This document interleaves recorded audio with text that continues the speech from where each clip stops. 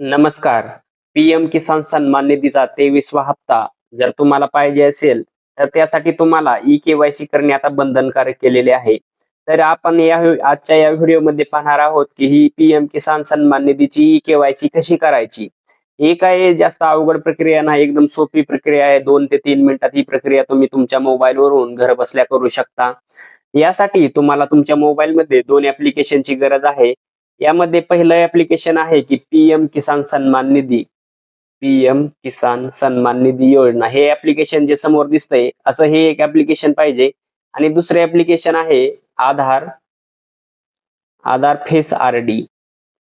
आधार face RD इथं समोर जे ॲप्लिकेशन दिसतंय, हे एक ॲप्लिकेशन तुमच्या मोबाईलमध्ये इन्स्टॉल असणं गरजेचं आहे. चला तर सुरू करूया. ई-के-वाय-सी कशी करायची ते पाहूया.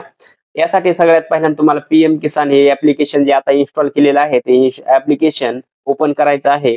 हे ॲप्लिकेशन ओपन केल्यावर तुमच्या समोर असा इंटरफेस येईल. यामध्ये 2 ऑप्शन दिसतात. प्रायव्हसी पॉलिसी आणि दुसरा आहे की नेक्स्ट. यामध्ये पहिल्यांदा प्रायव्हसी पॉलिसी या ऑप्शनवरती क्लिक करायचं आहे. इथं काय ते त्यांच्या पॉलिसी आहेत ते दिसतात समोर.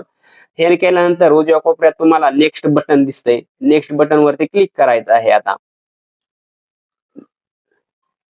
नेक्स्ट बटनवर क्लिक केल्यानंतर तुम्हाला इथे 2 ऑप्शन दिसतील. एक तर अपडेट मोबाईल नंबर आणि दुसरा आहे लॉगिन. यामध्ये तुम्हाला लॉगिनला क्लिक करायचं आहे. लॉगिनला क्लिक केल्यानंतर समोर लॉगिन टाइप येतील. यामध्ये तुम्हाला सिलेक्ट करायचे आहेत. 4 ऑप्शन दिसतील तिथं. यामध्ये दुसरा ऑप्शन जो आहे बेनिफिशरी याला बेनिफिशरीला क्लिक करायचं आहे. बेनिफिशरीला क्लिक केल्यानंतर एकतर रजिस्ट्रेशन तुमचा आयडी तुम्हाला माहिती पाहिजे किंवा आधार नंबर माहिती पाहिजे. जर रजिस्ट्रेशन आयडी जर नसेल तुमच्याकडं, तर आधार नंबर तर सगळ्यांकडे असतोय. आधार नंबर टाकून तुम्ही लॉग इन करू शकता. आता मी माझा आधार नंबर टाकतो.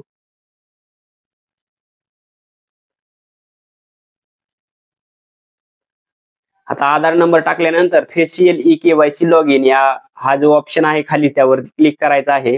त्याला क्लिक केल्यानंतर पुढे एक चेक बॉक्स येईल. चेक बॉक्समध्ये क्लिक करायचं आणि स्कॅन फेस हा ऑप्शन दिसतोय समोर त्याला क्लिक करायचं आहे.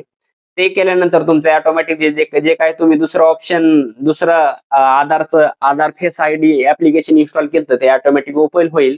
त्यामध्ये तुम्ही तुमचा फेस त्या सर्कलमध्ये दाखवायचा आहे आणि जर तुमचं फेस घेत नसेल तर डोळे मिटायचे, उघडायचे असे 2-3 वेळेस करा. ऑटोमॅटिक तुमचं फेस स्कॅन होऊन जाईल.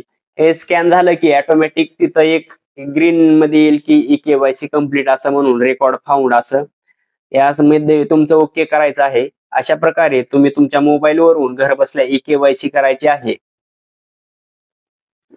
जर तुम्हाला यामध्ये कुठली काही अडचण आली तर कमेंटमध्ये जरूर सुचवा. धन्यवाद.